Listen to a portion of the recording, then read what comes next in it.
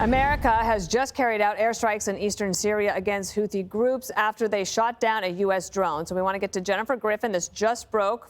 You have more for us, Jennifer? Dana, this was what I can say is that U.S. military sources tell us that the U.S. military has carried out airstrikes in eastern Syria. It wouldn't have been against Houthi forces, but against Iranian-backed proxies who have been firing rockets and drones onto U.S. bases. 41 attacks on U.S. troops and bases since October 17th. We're getting more details now, but these airstrikes were carried out, we're told just moments ago. They're just getting the bomb damage assessment. We don't know how many locations, but you can, if based on the last pair of airstrikes on October 26, the U.S. would likely be targeting unmanned warehouses, storage facilities. The question is, how many of those Iranian-backed proxy bases will they have targeted tonight? Will they have used F-16s, F-15s? As we reported earlier, just about an hour or two ago, an MQ-9 Reaper was shot down over the Red Sea by Houthi forces in Yemen. So far, we do not have any word of any retaliatory strike by the U.S. military at this time. But this is new and breaking as we speak, Dana, based on senior U.S. military sources. So, Jennifer, why now? Why now? I think that they have been watching. There's a very dangerous matrix of events that are happening right now. Obviously, the deterrence of that pair of airstrikes was not enough to stop these Iranian proxies. But as we speak, CIA Director Bill Burns is in Qatar trying to negotiate the release of American hostages in Gaza. Those are delicate talks being headed up by Qatar.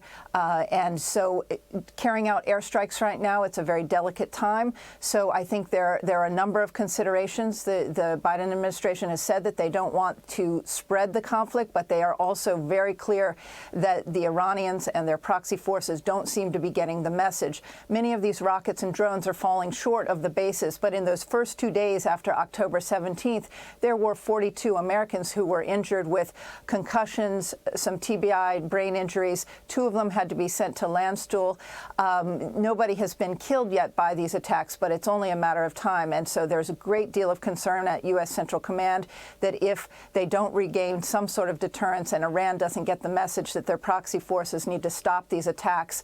So that's why it's happening now. I think there were a number of reasons that they waited until this week, but we'll see. We'll see if Iran gets the message. All right. Judge Janine has a question for you. Hi, Jennifer. It's they're not just relying on the missile defense systems now. We're actually carrying out airstrikes in Syria. Is that that's what you're saying? That's what's new tonight, Judge. We don't know the number of airstrikes, but I was told on very good authority from a senior U.S. military source that the U.S. has carried out a series of airstrikes tonight. We don't know the locations. We'll be getting that information in the coming hour, I believe. And but this is different than every one of these bases where you have 900 U.S. troops in Syria, you have 2,500 in Iraq. Those bases where they have been, some are small outposts, been attacked with these rockets and drones in recent days and weeks. They have certainly missile defense. They have means to stop those drones, and they have been shooting down those drones. Most of the drones have been shot down by U.S. forces at those bases. This is different. This is sending in either F-15s or F-16s to carry out airstrikes on Iranian-backed targets, proxy forces in eastern Syria. It's significant that they are targeting in eastern Syria and not in Iraq, even though most of the attacks have been actually at bases in Iraq by these proxy forces. There's a great deal of concern at the highest levels of the Pentagon and in the administration not wanting to destabilize the Iraqi government. The Iraqi government is not it would be very easy to have there's a very delicate balance between the Shia, the Sunni, and the U.S. does not want to see the Iraqi government fall and then Iran move in fully and create that Shia crescent from Tehran all the way to Beirut. Jennifer, thank you for the breaking news. We appreciate it.